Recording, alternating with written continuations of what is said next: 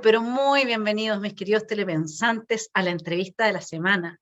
Hoy día está con nosotros Benjamín Ugalde, que es doctor en filosofía y profesor de filosofía antigua en la Facultad de Filosofía y Humanidades de la Universidad de Chile. Ha sido investigador postdoctoral en la Aix-Marsella de la Universidad de Francia. Asimismo, ha publicado diversos artículos y hoy día está con nosotros en Esfera Pública porque él ha sido, junto con Felipe Schwember y Valentina Verbal, han sido los editores de este libro muy bueno, que tiene una compilación de artículos, ensayos más bien, que se llama La Constitución en Disputa. Muy bienvenido, Benjamín. Gracias por estar con nosotros para hablar de los temas álgidos que enfrenta nuestro país. Hola, hola Vanessa, muchas gracias por la invitación y muchos saludos a todos los telepensantes.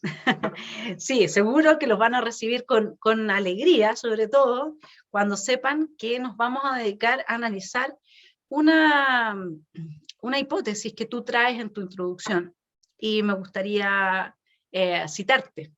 Tú planteas que hay en Lastarria, en José Victorino Lastarria, un permanente e incansable esfuerzo por comprender y organizar racionalmente la nueva y confusa realidad política de su tiempo. Para Lastarria, la influencia política y social del sistema colonial español en Chile había impedido que la tarea de la independencia estuviera espiritualmente cerrada.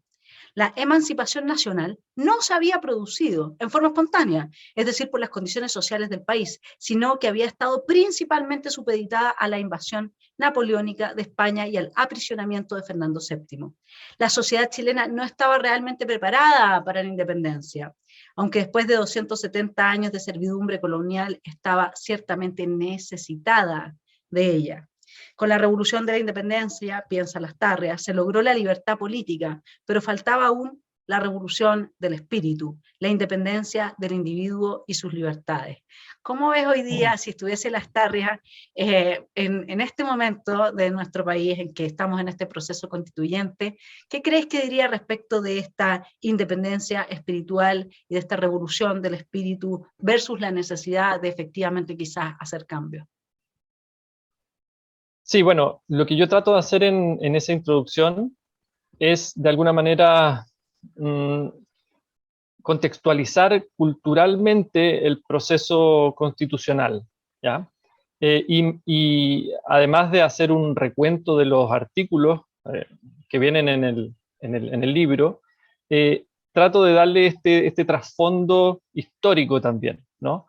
Y para eso analizo muy brevemente los mayores conflictos constitucionales que ha pasado Chile, y me tomo de Lastarria, en particular, pensador nacido en Rancagua en el siglo XIX, 1817, ¿ya? Vive casi todo el siglo XIX, y es, yo diría, el primer gran liberal de Chile. Y es un liberal que tiene mucha participación en la esfera pública, cuando el liberalismo como ideología política tenía una importancia trascendental, ¿no? en la República de Chile.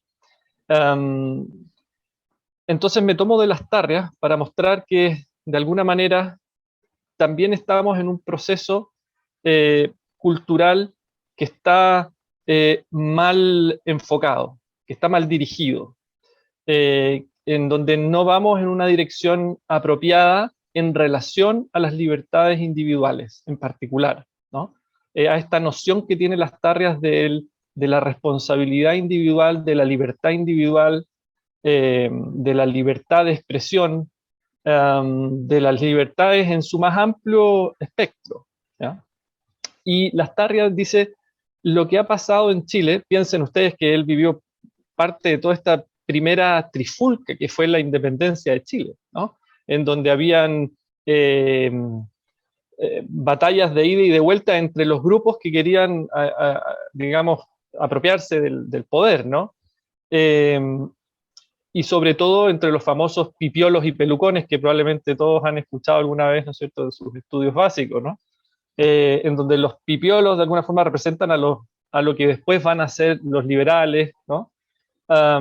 Y los pelucones a los conservadores. Entonces, allí Lastarria dice, Chile vivió un proceso de independencia fruto de ciertas circunstancias, que no no surgieron desde el propio país, digamos, no desde nuestra propia sociedad, sino que más bien nos sucedieron desde afuera. Y por lo tanto, efectivamente, conseguimos la independencia política del Reino de España, pero todavía falta la revolución del espíritu. Y esto me recuerda mucho también yo sé, un autor que a ti te gusta mucho, que es Nietzsche, ¿no? Friedrich Nietzsche, que también nos habla de alguna forma de esta revolución del espíritu. Y esta revolución del espíritu tiene que ver con una revolución del individuo. Es decir, a mi juicio, ¿no? Uno puede también entender de alguna forma así, creo yo, el superhombre de Nietzsche, ¿no? Entonces, esta revolución del individuo, que es un individuo independiente, autárquico, eh, sobre el cual se construye la sociedad y la comunidad, pero no contra el cual, como proponen los colectivistas, ¿no? Digamos, el socialismo clásico e incluso ciertos sectores del conservadurismo más recalcitrante también, ¿no? No es la comunidad, ¿ya?, la que tiene que subyugar al individuo, sino que es a partir del individuo en donde se construye la sociedad, ¿ya? Entonces, el liberalismo es una forma de sociabilidad en este sentido, ¿no? Porque es una sociedad que se construye a partir de las libertades del individuo y por la propia responsabilidad que el individuo siente con sus congéneres que tienen las mismas características que él, son libres, ¿no? Entonces, dentro de ese contexto cultural, yo trato de hacer un símil con lo que está pasando hoy, y a mi juicio no se cumple ninguna de estas condiciones, ¿no?, de respeto del individuo y de las libertades individuales, sino que desde el 18 de octubre, que es lo que da origen, digamos, a todo este proceso, hay un afán colectivista que lo alienta, ¿no? Un afán populista, dicen algunos, ¿no? Pero sobre todo yo diría colectivista, es decir, es una noción que a partir de un colectivo busca imponer, ¿no es cierto?, ciertas normas, ciertas nuevas normas. Y ese colectivismo, además, en nuestro caso, se le añade el carácter constructivista, que es algo que yo también intento explicar en esta introducción, que es que se da de que este colectivismo va asociado a la idea de que es posible reconfigurar la sociedad, y no solo reconfigurarla políticamente, porque eso siempre se puede hacer mediante las instituciones republicanas, ¿no?, sino que más aún se puede reconfigurar moralmente a la sociedad. Y esto porque se piensa que la Constitución es el medio para la reformación moral de la República, por decirlo así, ¿no? Y eso es una idea muy, muy extraña, ¿no?, y muy peligrosa, diría yo. Finalmente, esta idea de que se puede reconfigurar la sociedad y moralmente resolver las injusticias más grandes que ocurren en la vida, digamos, ¿no?, mediante la Constitución, finalmente moraliza la Constitución a un punto en donde nos lleva o a un colectivismo y a un constructivismo autoritario, en donde se van a suprimir las libertades del individuo, o nos lleva lisa y llanamente a un camino errado, en donde tarde o temprano habrá un giro y una insatisfacción de expectativas que finalmente también esto ha generado, ¿no? Entonces, un poco eso es lo que yo he tratado de en esta introducción, y por eso recurro a Lastarria, que creo que es un pensador que culturalmente es riquísimo, que ha sido muy olvidado por la cultura del liberalismo, que hoy en día ha sido atacado como neoliberalismo, ¿cierto?, ya hace muchas décadas, ¿no? De hecho, uno pudiera pensar, bueno, el primer neoliberal de Chile sería Lastarria, si le creyéramos, ¿no es cierto?, a los intelectuales de izquierda. Porque si uno lo lee, se encuentra con cosas ¿no?, respecto de lo que es el desarrollo del liberalismo en Chile. Entonces yo en ese sentido trato de recontextualizar a Lastarria y revalorar su pensamiento, porque creo que puede ser muy, muy apropiado como para entender el momento actual en Chile. Sí, a mí en todo caso te puedo decir que en algún momento quise trabajar mi tesis de filosofía, que finalmente lo hice, efectivamente, sobre el mandamiento ama al prójimo como a ti mismo, desde una perspectiva nietzscheana. Entonces un profesor me dijo, pero eso es neoliberal. Sí, pero ¿cómo Jesús va a ser neoliberal? ¿No será un poco anacrónico? Pero al final... Claro, finalmente, lo que pasa es que yo creo que nosotros estamos metidos en un movimiento cultural, colectivista tan grande, que yo creo que tiene sus raíces a comienzos del siglo XX probablemente, eh, pero más cercanamente en la unidad popular, es decir, un movimiento colectivista tan fuerte que el sentido común permea, o sea, que permea el sentido común, y finalmente cualquier cosa que sea la defensa del individuo y sus libertades en Chile es considerado neoliberal, y eso es una aberración en términos no solo filosóficos, políticos, intelectuales, sino que, digamos, ha sido una cosa que se ha permeado, digo yo, en la sociedad, porque estamos dentro de un movimiento colectivista de muy largo alcance, ¿no? Y Bueno, con y ahí, raíces culturales muy profundas.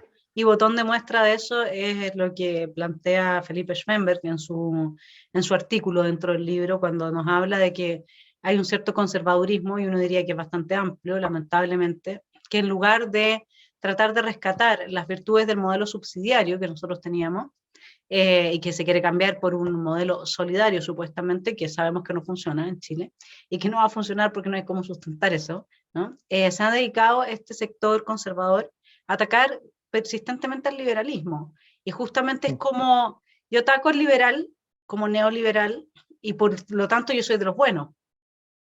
Claro. Ergo de ahí se sigue, pero con eso lo que no se dan cuenta es que ya le dieron la victoria a los totalitarios. Es que yo creo que lo que está de fondo ahí es que tú ves que hay sectores colectivistas en todo el espectro político. Y yo los llamo en la introducción constructivistas, ¿no? Y este constructivismo permea toda la esfera política, y tú tienes sectores que están dispuestos, digámoslo así, a pactar o a transar eh, con sectores del colectivismo de izquierda, digámoslo así, no conservadores, ¿ya? Con el solo afán de mantener un esquema constructivista y colectivista de sociedad, en donde, claro, los valores son distintos, porque los valores que propone el conservador de derecha, colectivista me refiero, no son los valores que propone el mismo colectivista de izquierda, pero concuerdan en la metodología, digámoslo así, ¿ya? La metodología política, que es el colectivo, la comunidad, por sobre las libertades individuales. Y esa lógica del conservadurismo, ojo, es muy específica, es muy característica de cierto conservadurismo, no del conservadurismo clásico, porque el conservadurismo clásico, si uno va a Edmund Burke, por ejemplo, se encuentra con que él tiene una defensa radical del individuo, de sus libertades también, ¿no? Lo que pasa es que el conservador cree en las tradiciones, cree en la república, cree, digamos, en las costumbres que sus padres le han legado, etcétera, pero al mismo tiempo reafirma la libertad individual. Y eso es algo que, de alguna manera, algunos conservadores distraídos, llamémoslos así, o colectivistas, eh, a veces lo dejan como en segundo plano, ¿no? Dicen, no, esto no es tan importante, lo primero es la comunidad, y la comunidad es lo que hace falta, lo que ha fallado es que no hemos tenido sentido de comunidad, digamos.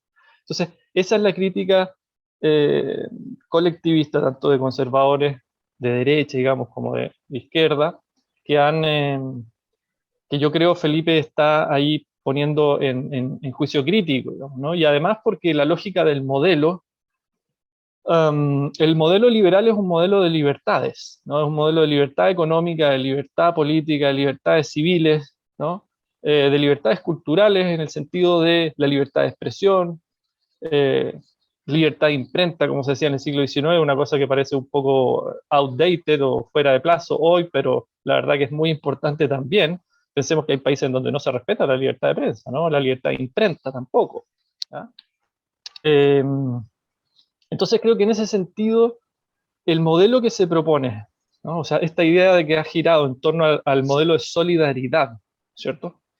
Una especie de solidaridad impuesta por el Estado, lo que representa una contradicción en los términos, ¿no? Porque una de las bases de la solidaridad, incluso si vamos a la raigambre cristiana, como piensa y como analiza Felipe Schwember en su análisis de la subsidiariedad como una forma de solidaridad cristiana en el fondo, tiene que ver eh, con que un individuo libre por su voluntad manifiesta, ¿no es cierto?, una solidaridad hacia un otro, hacia un prójimo, si lo vemos en el sentido cristiano. Pero eso no puede ser forzado, no puede ser impuesto por el Estado, porque si no se pierde el sentido natural y lógico que tiene el ser solidario, es decir, el manifestar mediante una voluntad libre que yo quiero ayudar al otro. Por lo tanto, esta idea de que pueda haber un modelo de solidaridad, a mi juicio es una ficción política, ¿no? Es una ficción política creada para imponer ciertos principios constructivistas o colectivistas, ¿ya? Es decir, que se busca construir la sociedad desde una determinada mirada colectivista o comunitarista, y se nos mete, digamos, colada la idea de la solidaridad, y nos dice, no, es que esto es ser solidario, entonces ahora va a haber un Estado solidario, ¿te fijas? Entonces yo creo que por ahí está esta manipulación política del concepto de solidaridad, porque en último término, como creo que Felipe Schoenberg demuestra muy bien en su artículo, el modelo liberal es el modelo políticamente, incluso lo dice así, suena un poco demasiado, pero dice, es el modelo, es superior al modelo de solidaridad y a los modelos colectivistas. ¿Por qué es superior? Porque políticamente permite las libertades más amplias de todos y al mismo tiempo resguarda esas libertades de todos y busca no solo eso, sino que también proteger a quienes no logran satisfacer un mínimo de sus necesidades, como es la focalización social de los bienes públicos, ¿no? En los más necesitados. Sí, Eso es la claro, subsidiariedad. sí, pero sí está claro que es una locura cambiar un modelo subsidiario que se preocupa del más débil y del más frágil, y que acepta, como diría John Rawls, desigualdades en la medida que vayan en beneficio de los peor situados, porque efectivamente acá parte importante del gasto en políticas sociales se va a los peor situados. No como en Brasil, o como era en la época de Allende, que quien iba a la universidad era la persona que salía del colegio privado y eso se pagaba con fondos estatales. O sea, nosotros le vamos a pagar la universidad a los hijos de un mega rico en Chile porque tenemos un sistema universal teniendo gente que hace colas y que le falta lo básico en insumos de salud, por ejemplo. Claro. Porque luego, ¿cómo se reparten uno y otro? Ahora, ahí claramente nosotros sabemos en qué terminan los experimentos colectivos. Los experimentos colectivos siempre son en pos de replicar el modelo bien descrito en la granja de los animales. Al final terminan unos pocos cerdos en la cúspide. Uno ve cómo funcionaban las JAP. O sea, yo hablaba el otro día con una amiga que su suegra era miembro de la JAP y a ellos nunca les faltó para comer.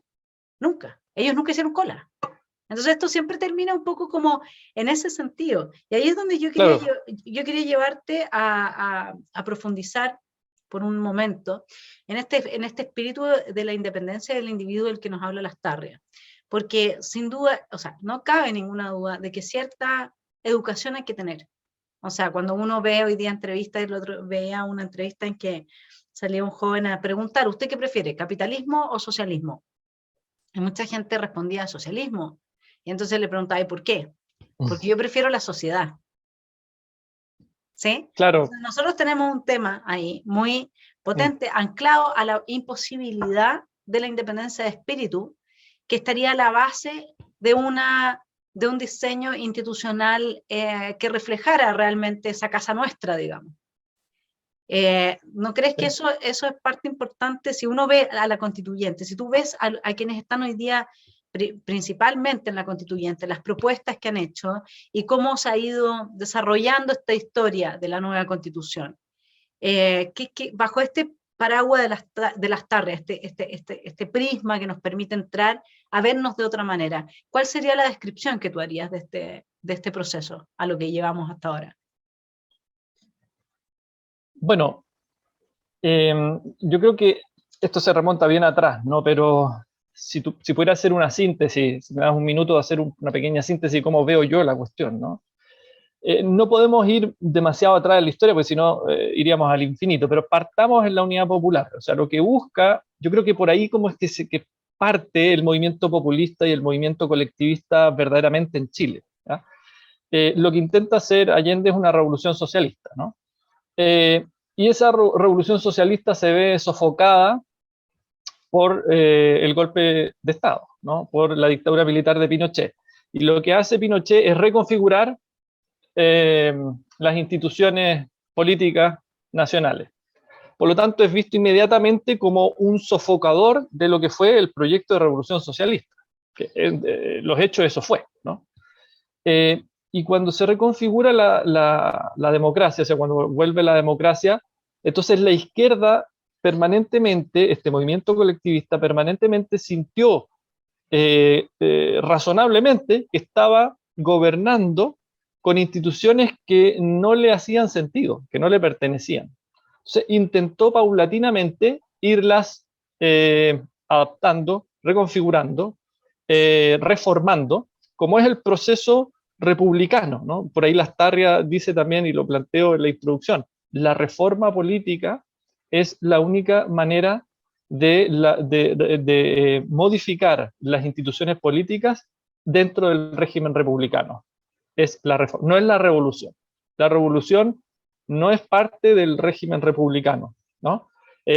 Porque es un corte, es un corte violento con una cierta tradición legal incluso. Y a mi juicio lo que ha pasado desde octubre es un corte violento y no es un proceso reformista, sino que es un proceso más bien revolucionario, ¿no? Entonces, la izquierda sintió razonablemente que siempre estuvo gobernando con cartas que le eran ajenas. Intentó reconfigurarla, intentó relegitimarla durante muchísimas reformas que se hicieron a nivel parlamentario, hasta la firma, como todos conocemos, ¿cierto?, del presidente Lagos en el 2005, la eliminación de enclaves autoritarios. ¿Se acuerdan ustedes los jefes de las áreas del ejército y de las Fuerzas Armadas en general no podían ser removidos, habían senadores vitalicios, etcétera, etcétera?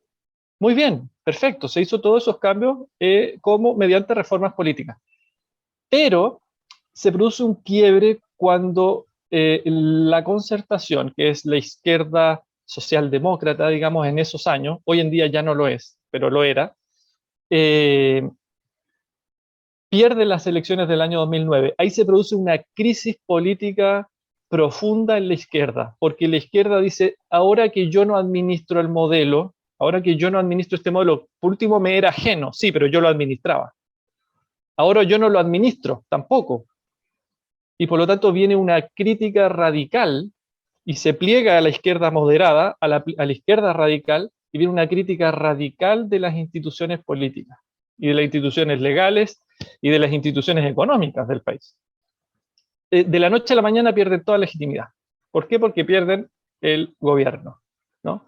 Y entonces, por eso yo planteo en la introducción que desde el 2010 a la fecha, creo que ese es el lapso de tiempo en el que nosotros tenemos que observar esta crisis política, ¿ya? Uno puede ir hasta la UP, como acabo de hacer, ¿no? Pero creo que desde el 2009-2010, cuando es efectivamente donde se produce la alternancia en la administración del Estado, porque es primera vez que se produce la alternancia desde el año 90, ¿no? O sea, hay 20 años de gobierno de la concertación donde no hay alternancia política real, ¿no? Se produce la alternancia real y viene una crisis radical de la izquierda. Entonces la izquierda se tribaliza, digo ahí en la introducción, se tribaliza, se radicaliza y comienza una erosión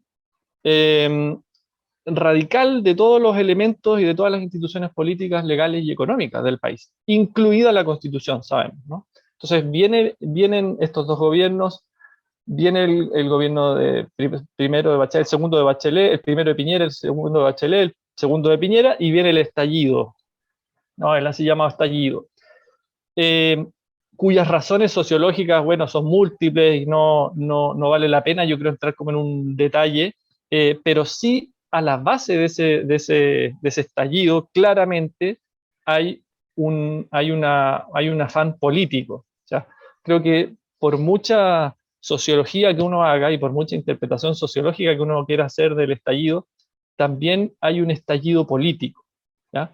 Y prueba de eso es que inmediatamente viene el estallido y comienza lo que en algunos momentos se ha llamado un parlamentarismo de facto, comienza una anulación de la Constitución es como una especie de hombre muerto caminando, digamos, ¿no? Porque nadie la respeta, los parlamentarios mandan proyectos inconstitucionales, el gobierno no los veta, el gobierno no los manda al TC tampoco, o sea, el gobierno también puso de lo suyo, ¿no? Pudiendo hacerlo no lo hace. Entonces hay un acuerdo como tácito de un no respeto de la institucionalidad legal. Y la guinda de la torta lo pone este acuerdo por la nueva constitución, porque en el fondo ese es el quiebre radical de la tradición republicana en la medida en que se busca mediante un subterfugio legal, porque eso es en el fondo, ¿no? Es la introducción de una enmienda en la Constitución que permite la derogación de la propia Constitución. Es una cosa muy rara. Es un subterfugio legal, ¿ya?, para derogar la propia Constitución que el propio presidente avala, y uno se pregunta entonces, ¿con qué, bajo qué legitimidad el presidente sigue gobernando cuando su propia Constitución ya está desahuciada, digamos? ¿Cuál es el sustento del poder político? Porque si hay algo que es una constitución, y así ese es su origen histórico en el siglo, digamos, los siglos XVII, XVIII, XIX, ¿no? La primera, la Carta Magna, dicen algunos de los ingleses. Si hay algo que caracteriza una constitución, es ser precisamente el fundamento de la autoridad política, ¿no? Y si el propio presidente deroga o deroga tácitamente, o al menos pone a la constitución frente al precipicio, digamos, uno se pregunta, bueno, ¿y con qué autoridad el presidente entonces pretende seguir gobernando? La cosa es que, claro, en términos concretos, de facto, el presidente sigue siendo el presidente, pero es más importante aún, en términos políticos, pierde la legitimidad, ¿no? Y en esa crisis política llevamos ya casi 2 años, ¿no? Y creo que el proceso ha sido todo un proceso, a veces digo yo, de gafitería constitucional. O sea, porque un parchecito por acá, un alambrito por allá, y vamos a ver qué sale de aquí. Una improvisación increíble. Recuerden que hasta el día de hoy todavía no sabemos bien cómo se van a dirimir muchas cuestiones dentro de la Constitución, dentro de incluso de cómo se va a establecer las normas constitucionales. O sea, hay una improvisación inmensa, ¿ya? Y además tenemos, me parece a mí, un aspecto también importante, que es que a la base de todo el proceso hay una legitimación de la violencia, ¿ya? Una legitimación en el sentido en que el aparato político, la institucionalidad política del país dice, ok, tenemos un mes de violencia, como fue, o 30, 28 días, algo así, fue hasta el 15 de noviembre, ¿no? Tenemos toda esta violencia, ok, nosotros ahora vamos a hacer un cambio constitucional. Yo me pregunto, ¿no es eso acaso una manera en que el poder político legitima esta violencia que se ejerció, violencia extrema, ¿no? Porque no son protestas, digamos, ni manifestaciones, no, es una violencia extrema, con personas que fallecieron en las quemas de los supermercados, ustedes recordarán, y de las tiendas que se quemaron. Hay más de 20 personas que murieron quemadas, de las cuales no se tiene claridad respecto de qué pasó, pero hay una violencia, quiero decir, que el sistema político, creo yo, intentó canalizar mediante esta reforma a la Constitución que permite la nueva Constitución, pero creo que en el fondo el mensaje político detrás es que los cambios se realizan mediante la violencia. Y prueba de eso es que la propia convención en su primera declaración, ustedes recordarán, yo la cito en la introducción del texto, dice que la violencia fue a causa de que se impidió el cambio constitucional. Y ese es el origen de la violencia. Entonces, hay una legitimación política de la violencia muy profunda, no solo a nivel de las instituciones políticas, sino también a nivel cultural, social, que creo que nos lleva por un pésimo camino, ¿no? Malo no es suficiente, creo, por un pésimo camino. Y si bien uno no puede transformarse en agorero de qué va a pasar, porque eso nadie lo sabe, y si somos serios y analizamos el tema desde una perspectiva incluso científica, no es posible hacer ciencia al futuro. Pero digamos que es una especie de moneda al aire y vamos a ver cómo sale. Pero no, la dirección en la que va, claramente podemos decir, a mi juicio, en su origen no fue buena, no sigue siendo buena, y a futuro nada puede indicar que vaya a ser distinto. Bueno, y uno también lo puede ver, hoy día Gonzalo Rojas está con una columna en el Mercurio, en que habla justamente de estas tendencias antropofágicas que tiene la izquierda de comerse entre ellos, ¿no? Y ya la tensión que habría entre el Partido Comunista y el Frente Amplio por imponer el proyecto hegemónico que cada uno tenga. Y ahí está uno diría, este grupo de personas que en parte se llamaron autoflagelantes, que en parte ahora reciben una nueva descripción, sobre todo a partir de la lectura que tú estás haciendo y que también hace Valentina Verbal en su excelente artículo, donde en el fondo tenemos como, en los términos de ella, bueno, que ella toma, no me acuerdo ahora al autor de Ciencia Política que toma, pero ella en un marco más hermenéutico, más amplio. Perdón. Linz. Juan Linz. Eso, estaba pensando en otro, no estaba segura, sí, a Juan Linz. Y hay efectivamente en Chile, hoy día hay un grupo que puede llamarse como una oposición a la democracia. Hay un grupo político en el poder y que se ha tomado el poder y que es opuesto a la democracia como nosotros la entendemos, es decir, a la democracia constitucional liberal. Y ahí me gustaría citar ayer en Exante vino un artículo con los párrafos que subrayó nuestro actual presidente recientemente electo, Gabriel Boric, del libro de Íñigo Errejón, donde en su libro se llama Con Todo. Y el párrafo citado, que subrayó Boric dice lo siguiente: los revolucionarios se prueban cuando son capaces de generar orden, un orden nuevo, que dé certezas y que incluya también a la mayor parte de quienes estaban en contra de él. Seguramente la prueba fundamental, lo más radical, no es asaltar el palacio, es garantizar que el día siguiente se recogen las basuras. Bueno, eso en el contexto de, o sea, estamos hablando, para que los telepensantes lo tengan claro, o sea, un nuevo orden que incluya también a la mayor parte de quienes estaban en contra de él. Y no es un orden de recoger la basura como luego tan simpática y caricaturescamente lo pone Íñigo Errejón, que es uno de los fundadores de Podemos en España, ¿no? Sino que es un orden que implica una gruesa forma de vivir, esa manifestación del constructivista en este orden ideal en el que somos entonces nuevas personas que supuestamente vendríamos a ser en este contexto plurinacional, más solidarias, inclusivas, etcétera. ¿Cómo ves tú esa frase, digamos, que acabas de leer es manifestación muy evidente de lo que yo llamaría una especie de utopismo socialista clásico, pero reconfigurado, moderado o reformulado, digamos, ¿no? Es un utopismo socialista reformulado. Es decir, es la típica idea o la clásica idea de que la sociedad se puede reconfigurar, ahora sí vamos a hacer la revolución, esta vez sí, y ahora sí nos va a resultar, ¿no? Es decir, es básicamente eso, una cosa que ha surgido una y otra vez, ¿no?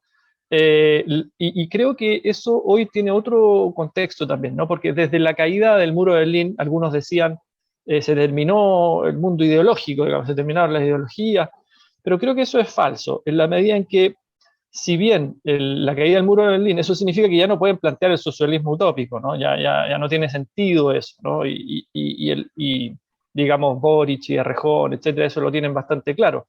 Pero la reformulación de eso es como vestir de otra forma al mismo santo, digamos, ¿no? Es el mismo santo, pero con otro vestido solamente, ¿ya? Entonces, las ideas de fondo están allí, y son básicamente las del constructivismo.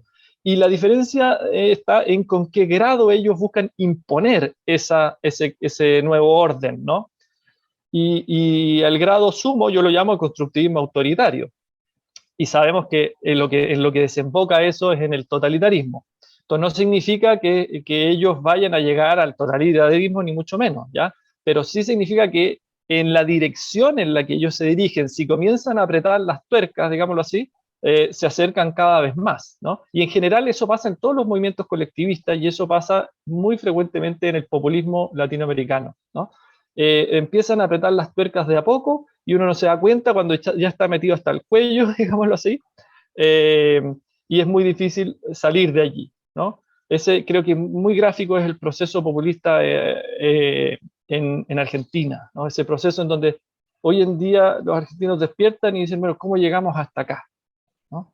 Y cómo salimos de acá. Es muy difícil, porque una vez que el proceso ya va avanzando, después rehacerlo hacia atrás es muy complejo, porque el constructivista autoritario se encarga de ir estableciendo etapas en el proceso revolucionario, ¿no? Que impiden la reformulación posterior de esos cambios que se han realizado, ¿no? Entonces creo que eso grafica muy bien, esa frase grafica muy bien, porque en el fondo es el afán constructivista, autoritario y socialista clásico, pero reformulado, ¿no? A lo que algunos llaman socialismo democrático, pero eso es algo muy parecido a lo que planteaba la UP también, Allende en particular, pero que sabemos los resultados a los que lleva son siempre los mismos. Y respecto a los resultados, yo me quería detener en un punto que creo que es muy importante para entender, diría yo, la filosofía liberal o la filosofía de Lastarria en este aspecto en particular, y es que no es exclusivamente por los resultados, no es porque el resultado sea malo o ineficiente el que propone el proceso de nuevo orden socialista o de nuevo orden constructivista.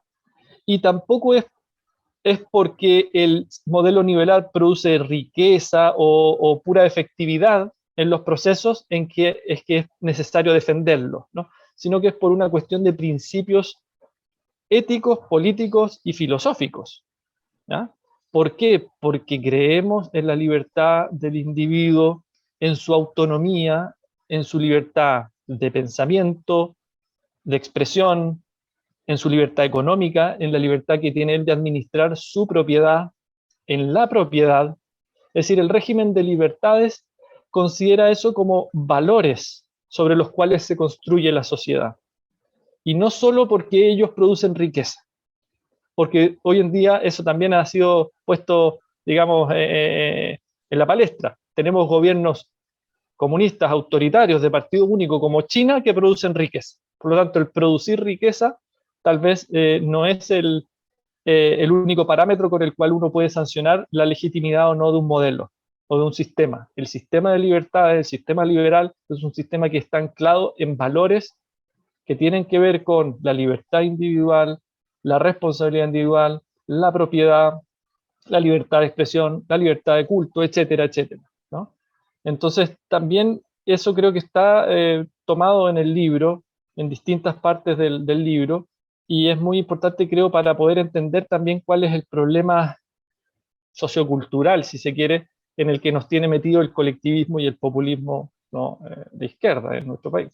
Eso es la política identitaria, porque resulta que si uno va el nuevo discurso hegemónico que se quiere instalar, resulta que tú te podrías decir que el derecho a la propiedad de tu vivienda, el derecho a tu propiedad de la vivienda cuando tienes dos, como decía Jackson, ¿no es cierto?, va a ser de segundo orden frente al derecho a la vivienda de otra persona que va y lo ocupa. Sin embargo, cuando se trata de territorios para pueblos originarios, ahí sí la propiedad importa. Ahí sí que es fundamental. Después tenemos el tema de la plurinacionalidad, donde te dicen, bueno, nosotros vamos a ser todos iguales ante la ley, qué sé yo, pero ellos van a tener regímenes distintos.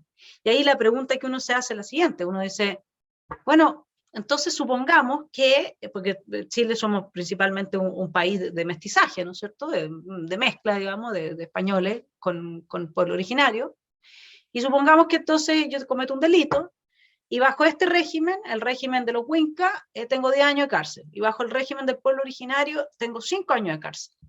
Entonces la pregunta es, ¿qué es lo que va a definir si yo digo, no, pues yo soy efectivamente miembro de los pueblos originarios por mi sangre, ¿sí? Vamos a establecer que un ministerio de la raza que pueda analizar la proporción genética en la y establecer como una tabla? ¿Cómo se podría? Y si yo me autopercibo, porque yo también me puedo autopercibir.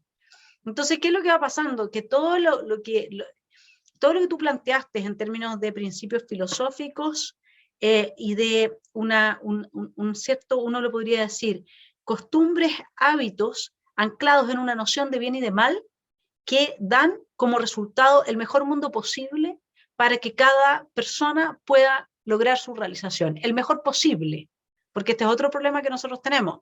Nosotros tenemos el problema de que cada vez que se critica el capitalismo, se critica contrastándolo con la utopía socialista, no con la realidad del socialismo. Entonces, el mejor posible del capitalismo es siempre mejor que el mejor posible real del socialismo. Entonces, este quiebre de la igualdad ante la ley, del Estado de Derecho, que implica la defensa uno podría decir, de políticas de discriminación positiva, la defensa de un Estado plurinacional, la defensa.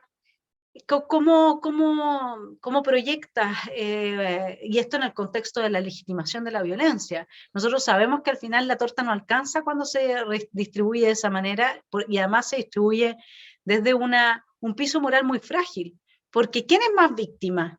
Es más víctima la mujer que el hombre, ya eso lo tenemos instalado desde la perspectiva de género, pero es más víctima una mujer que es además de pueblo originario que una simple mujer.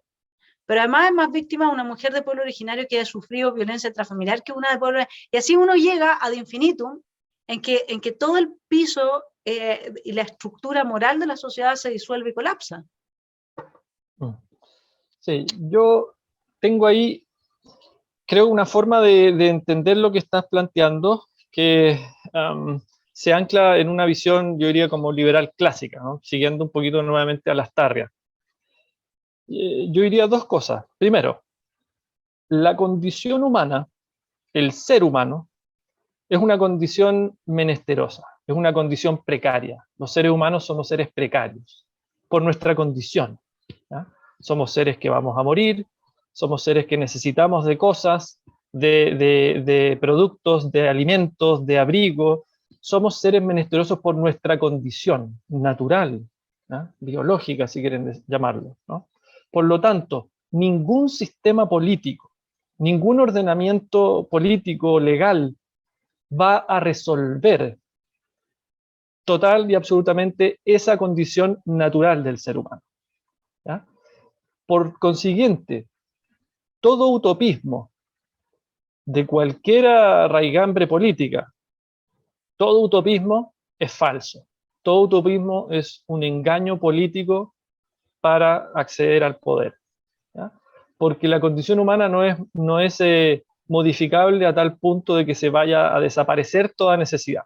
Y por lo tanto también es una falacia achacarle a los modelos políticos o sistemas políticos, ya sea el socialista, el capitalista o cualquiera otro, la responsabilidad de la precariedad humana, ¿no? Hay un cierto margen en el que efectivamente la precariedad, el sistema político aumenta la precariedad, como sucede en el modelo socialista, ¿no?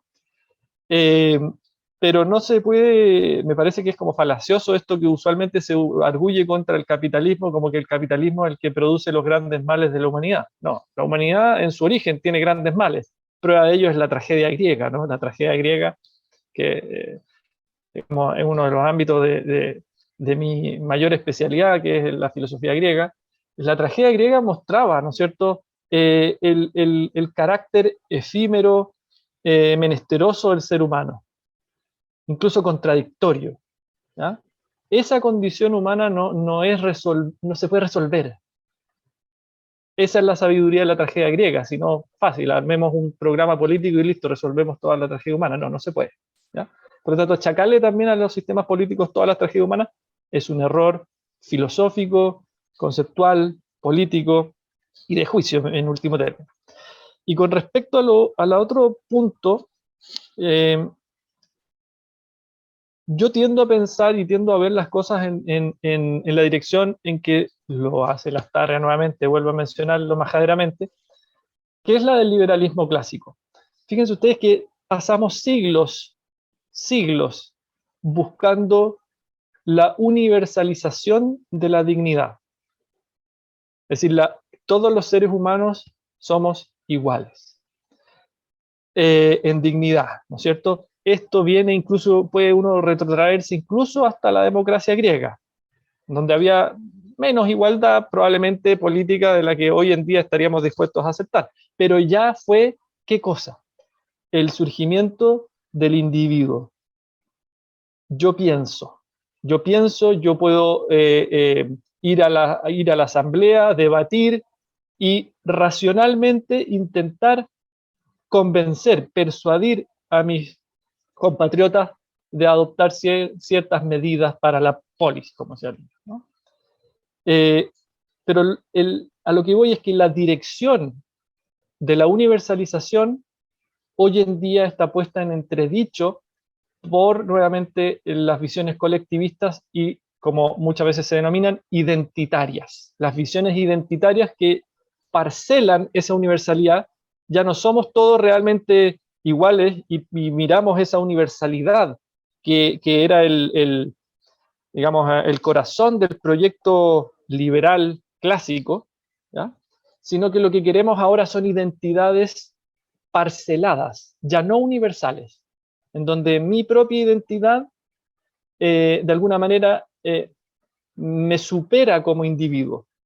Y contra esa lógica, el liberalismo, yo, a mi juicio, creo, no podría estar de acuerdo. Es decir, porque el origen de la legitimidad política, a mi juicio, en la democracia liberal, es la libertad individual. Por lo tanto, si yo saco de ese trasfondo y lo pongo en la identidad colectiva, eso me transforma en la democracia, como la entendemos nosotros, y como la entienden desde los griegos, ¿no? Porque la famosa frase de Protágoras, el hombre es medida de todas las cosas, reflejaba cada uno de nosotros puede ir a la asamblea y plantear algo, pero no yo en cuanto tal o cual identidad colectiva, sino que yo como ciudadano de una república. Por lo tanto, esa lógica identitaria, a mi juicio, es sumamente peligrosa y puede erosionar profundamente el modelo universalista del liberalismo clásico y de la democracia liberal, porque esa es la democracia entendida como Estado de Derecho, republicana, donde hay un respeto de la libertad individual. Es decir, la democracia no es la democracia de la calle, la democracia de los vociferantes, ¿no es cierto?, la democracia de una mayoría que aplasta a las libertades individuales o que impone a rajatabla una concepción de la sociedad. Eso no es democracia, eso es antidemocrático, justamente en la medida en que para lograr sus fines tiene que suprimir las libertades del individuo. Entonces la verdadera democracia en este sentido surge desde el valor y la dignidad del individuo, ¿no? Y solo sobre él puede construirse, digamos, ¿no? Por lo tanto, esa visión identitaria de parcelación de las identidades, en donde mi identidad me viene dada por un colectivo, ¿no?, finalmente creo que puede producir una erosión muy profunda de lo que son las democracias occidentales. Sí, dice, te quiero citar de nuevo a este Íñigo Errejón, que en su libro dice respecto del proceso constituyente boliviano, dice: el proceso de cambio en Bolivia es imperfecto, precisamente porque es real. El verdadero compromiso con tus valores no es el de esculpirlos en mármol, puros e inalcanzables. Mira la contradicción con lo que estábamos hablando del socialismo utópico. Es apostar por su realización en condiciones que no eliges. O sea, cualquier pifia es producto de las condiciones, no es producto que tu idea sea mala. Y ahí me pregunta, porque efectivamente ese derrumbe y ese descalabro absoluto que provoca la política identitaria, que es lo más injusto que yo he podido observar, porque tú estás castigando a personas que no cometieron ningún crimen, tratando de beneficiar a personas que nunca fueron víctimas de nada. Es un absurdo, es un total absurdo. Y es tan absurdo que la realidad se manifiesta a favor de lo que yo estoy diciendo. Pero si tú ves los resultados de las elecciones, en la macrozona sur se vota por lo que se ha dado en llamar la extrema derecha. Y esa es la gran mayoría de personas que supuestamente se vería beneficiada, con una política identitaria que no le creen, no les interesa. Menos del 30% del padrón electoral de los pueblos originarios fue a votar por sus candidatos. No les interesa. Ese es el punto. Entonces esto está más encima monopolizado por grupos como la CAM, etcétera, que nosotros sabemos que tienen otros objetivos. Ahora, el tema es, nosotros nos podríamos llegar, ¿crees tú? Porque, bueno, yo no conozco tanto la realidad de Bolivia, pero más o menos uno siempre ve ciertos patrones que se comparten en Latinoamérica. ¿Nos podríamos conformar con esto? Con que, bueno, con todo lo que estamos viendo que se avanza en la constituyente, ¿no? Y que vamos a tener un Estado plurinacional, entonces, que vamos a tener una desigualdad radical ante la ley, que va a depender de estas políticas identitarias, que vamos a tener que tener un ministerio de la raza, porque yo no sé cómo se va a definir si es que una persona se pone bajo esta legislación o esta otra según su conveniencia.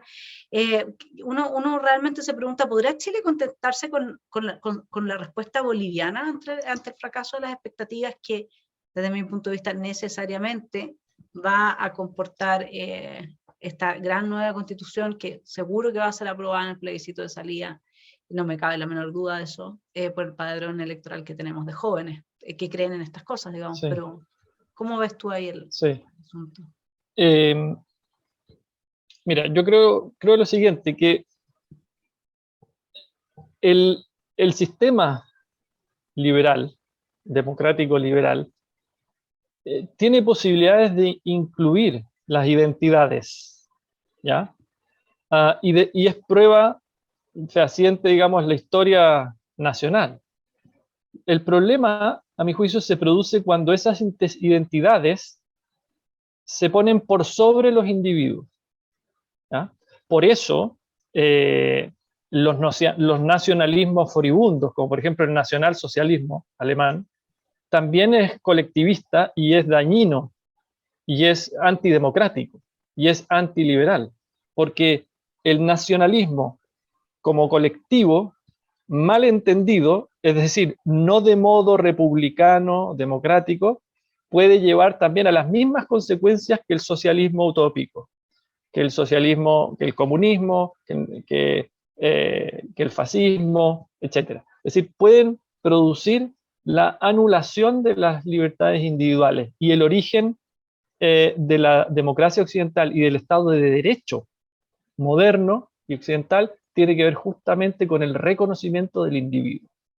Por lo tanto, el problema no es la incorporación de ciertas identidades con la exclusiva providencia de que estas identidades jamás anulen políticamente al individuo o lo subsuman. A eso es lo que llamaríamos identitarismo. Y eso es precisamente lo que pasa en los movimientos colectivistas latinoamericanos, a mi juicio, ¿no? Probablemente el caso de Bolivia o lo que está pasando en Chile. Ahora, yo quería también señalar que, además de este problema, ¿no?, lo que sucede es que, ¿por qué se potencia ese identitarismo, a mi juicio?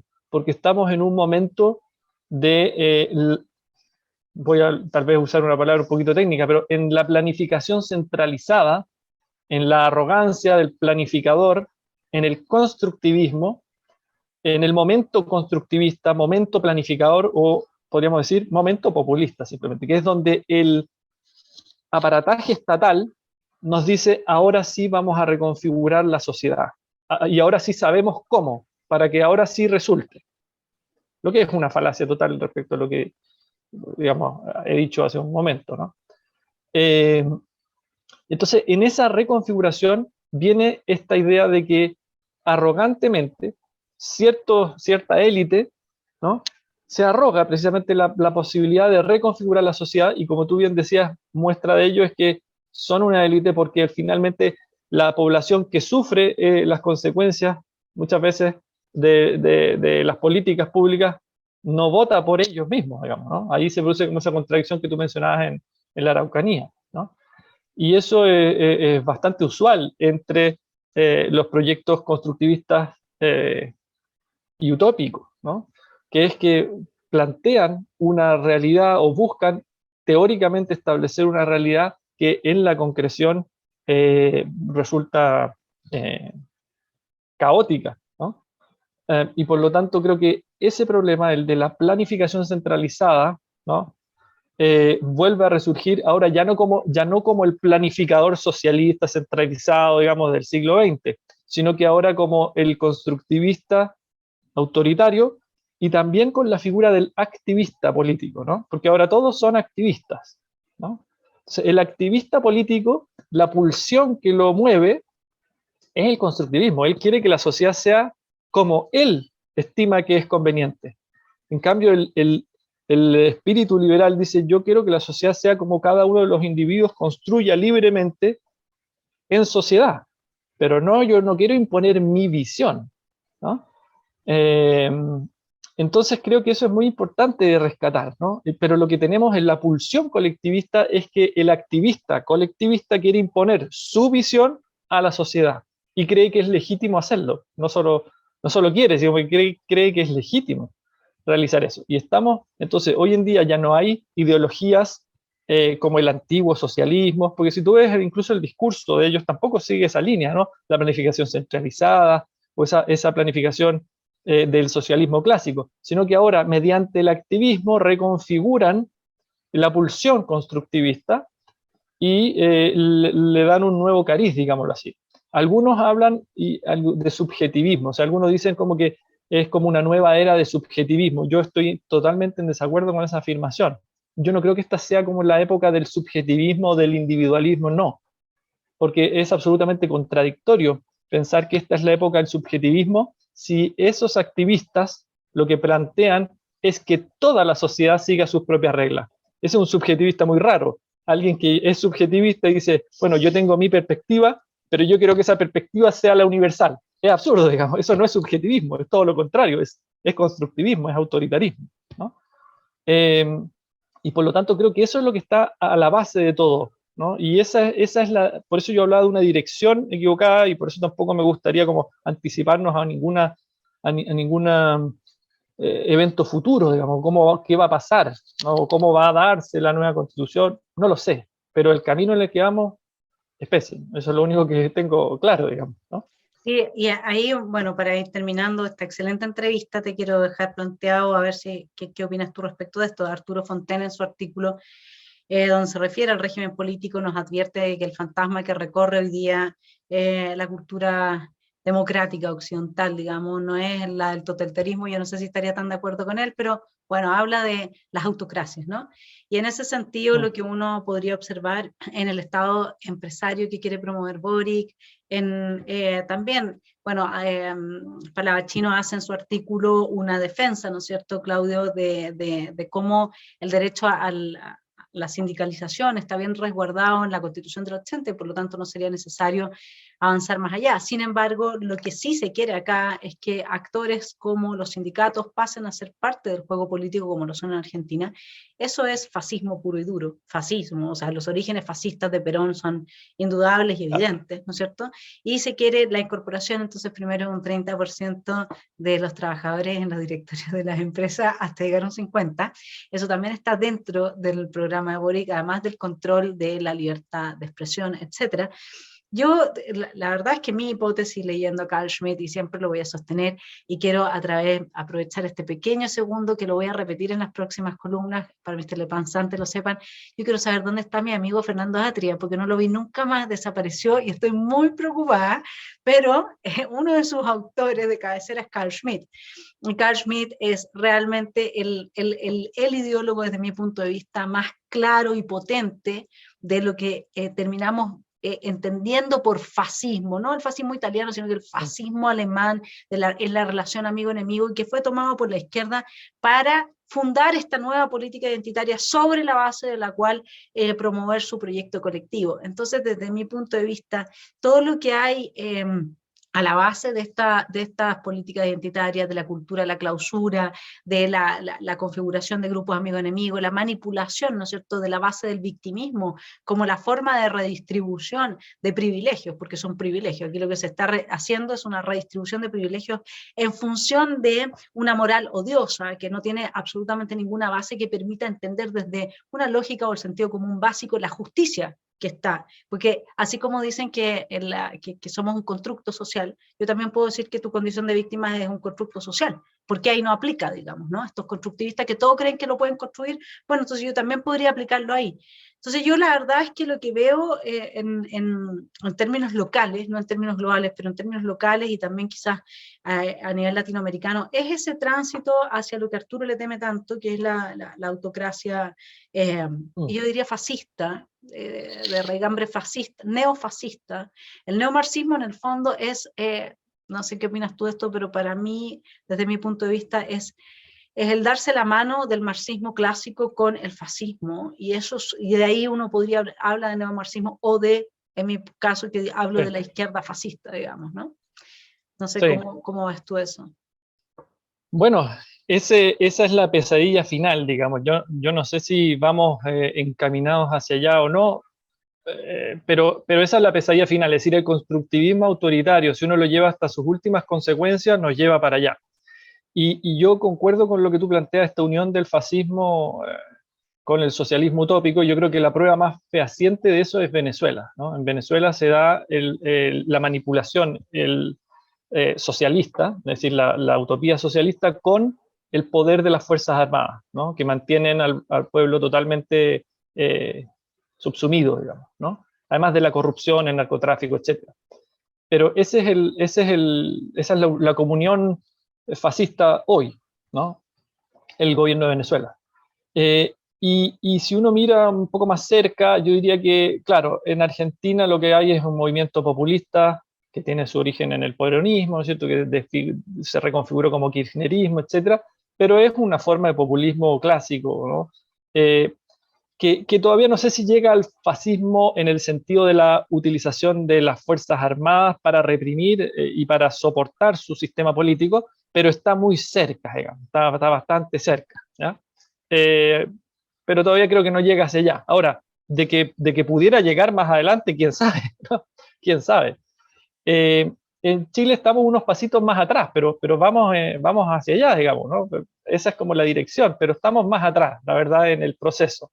El punto está en que creo yo en que hay que tomar conciencia de la direccionalidad del proceso eh, y ver que finalmente si se llega, ¿no es cierto?, a la ejecución del proyecto tal como lo tienen pensado, ¿no? Eh, eso va a acarrear grandes consecuencias para las libertades individuales y para la democracia y para el sistema republicano en Chile. Es decir, eso sin duda va a tener consecuencias. Entonces yo creo que ahí es donde hay que poner el ojo, ¿no?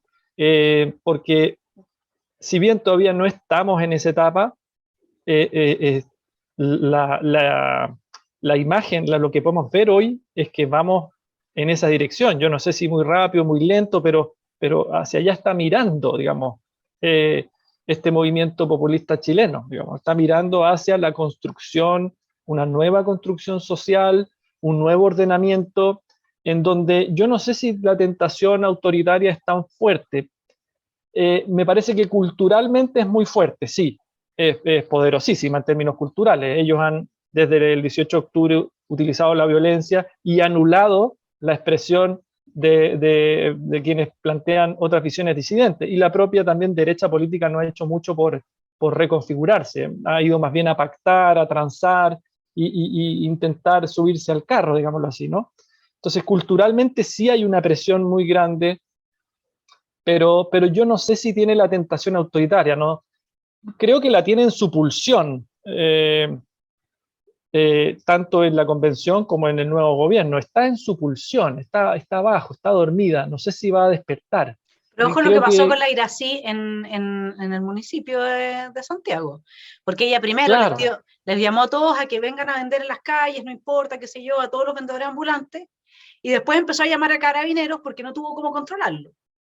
Y ahí sí, ves la claro, pulsión muy claramente expresada, digamos, ¿no? claro, ¿no? Y ha habido una serie de lineamientos en esa dirección, como que se han suprimido estos temas de estos conciertos, los fuegos artificiales en Viña del Mar también, por una representante del Frente Amplio, y otra serie de medidas así como un poquito autoritarias. Uno dice, bueno, ¿por qué no? Digamos, si esto es parte de lo que se ha hecho durante mucho tiempo y hay una cierta conciencia de que son eventos necesarios culturalmente, socialmente, para el turismo, etcétera, etcétera, pero no, se plantea simplemente de la noche a la mañana, esto ya no va más.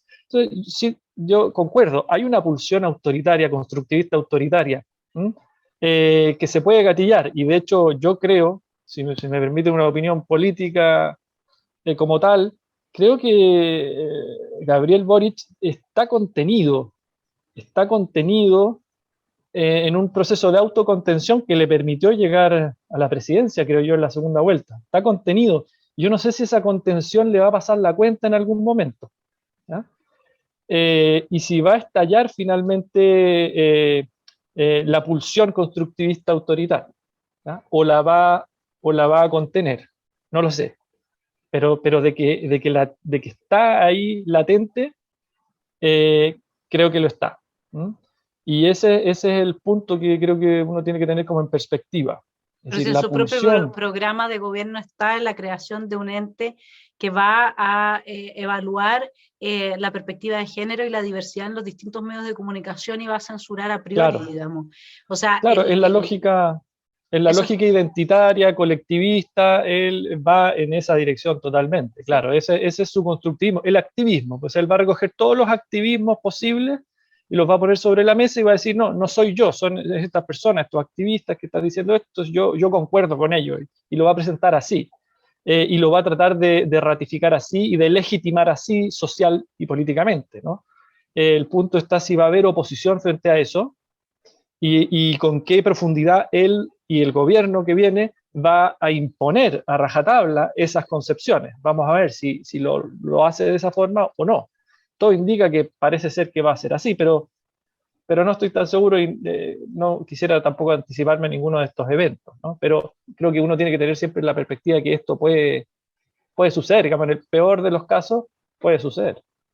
sí, y la resistencia que pueda poner una oposición es bastante frágil cuando ya Frágil. se adopta el lenguaje inclusivo, por ejemplo, que de inclusivo no tiene nada, es bastante excluyente, porque de hecho la poesía no va a poder sobrevivir en un mundo donde todo termine en E, digamos, ¿no?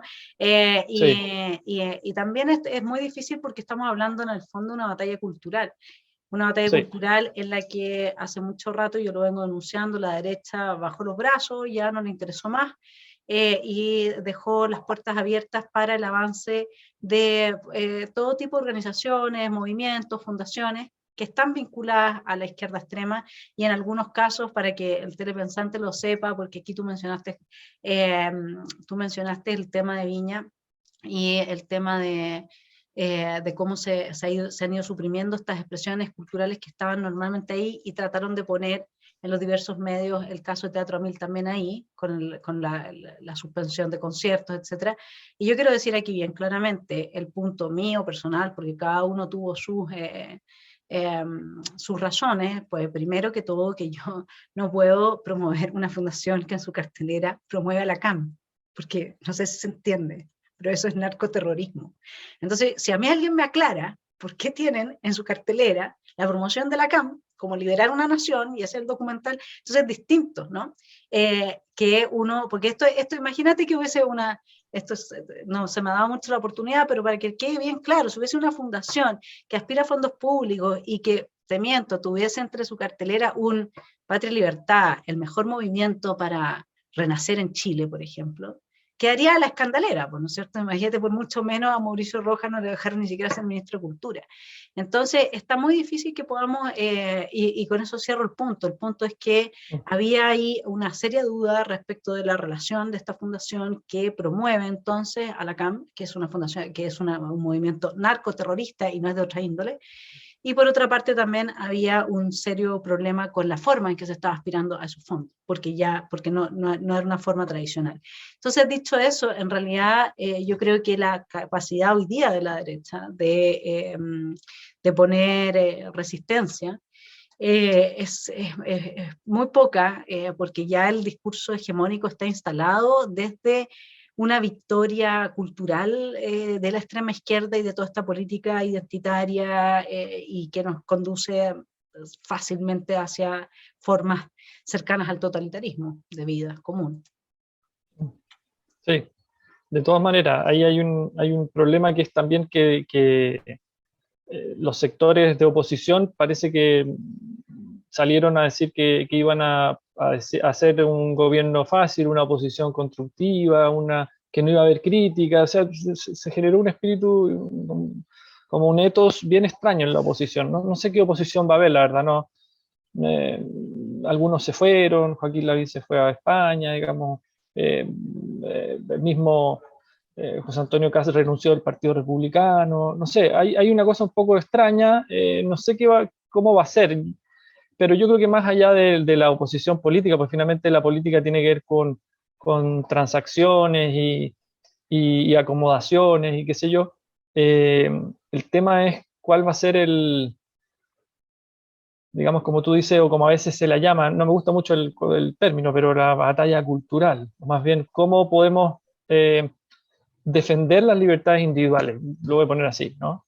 Es decir, frente al acoso que van a sufrir las libertades individuales por parte de los constructivistas autoritarios. Es decir, ese es el punto, ¿no? Con los mejores y más nobles razones y fines, ¿no? Porque te van a decir el bien de la sociedad, el bien común, la solidaridad, las pensiones altas, el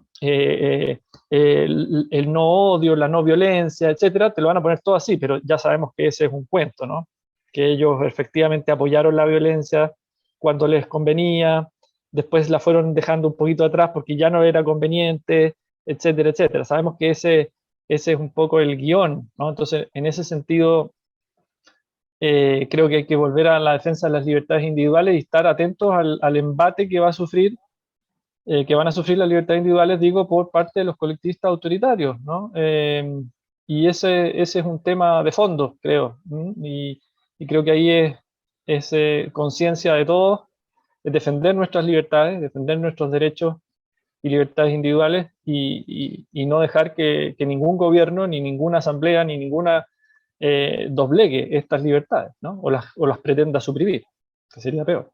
Así es, y para mantenerse consciente, voy a terminar recomendando, dado que viene febrero y hay tiempo para leer, el libro La Constitución en Disputa, que hemos estado comentando, entre otras cosas, con Benjamín acá, mi estimado telepensante. Hay buenas claves hermenéuticas para comprender lo que está pasando. Benjamín, te agradecemos aquí desde Esfera Pública tu participación y tu tremendo aporte, y ojalá podamos seguir conversando a ver qué va a pasar con la Constitución y con la disputa. Bueno, muchas gracias Vanessa por la invitación y encantado. Feliz de haber estado conversando aquí contigo y haber compartido un ratito con los telepensantes. Y dejarlos invitados a que lean el libro. Ahí está, algunas de las ideas que yo he expresado acá están en la introducción de la Constitución en Disputa. Ahí ustedes pueden encontrar un texto breve y después los otros ensayos que presentan todas las opiniones y perspectivas de los otros autores. Así que los dejo invitados a que lo puedan leer.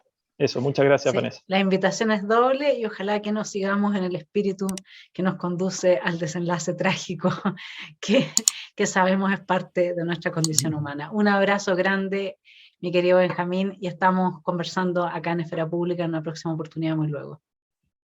Gracias, Vanessa. Un abrazo. Chao, chao.